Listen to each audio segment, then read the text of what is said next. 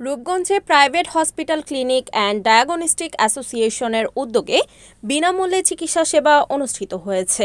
বুধবার দিনব্যাপী উপজেলার ভুলতা ইউনিয়নের পাড়াগাঁও ঈদগাহ মাঠে কয়েক হাজার হতদরিদ্র অসহায় রোগীদের মাঝে বিনামূল্যে এই চিকিৎসা সেবা ও ঔষধ বিতরণ করা হয়।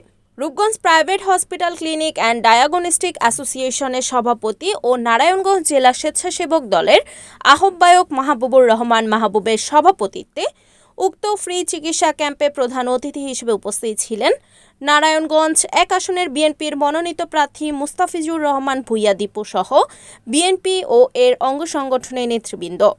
এ সময় মুস্তাফিজুর রহমান ভূঁইয়া দীপু তার বক্তব্যে বলেন, রাজনীতি মানে সেবা। আমি আপনাদের সেবা করে যেতে চাই, যাতে দেশে গণতন্ত্র না থাকে। এ কারণে শিশুদের হেলিকপ্টারে করে মারা হয়েছে। দেশে গণতন্ত্র ছিল না বলেই এত মানুষ হত্যা ও গুম হয়েছে। রূপগঞ্জের খালগুলো প্রভাবশালীদের দ্বারা ভরাট হয়ে যাওয়ায় রূপগঞ্জের মানুষ পানিবন্দী হয়ে যায়। খালগুলো দখলমুক্ত করা হবে। আমি প্রথমেই বলেছিলাম, রাজনীতি মানে একটা সেবামূলক জিনিস। রাজনীতি মানে সেবা। আপনি সেবা করে মানুষের সাথে মিলে চলার জন্য আমরা যত সেবা দিব, ইনশাআল্লাহ আমরা ততই আগামী রাজনীতি করে।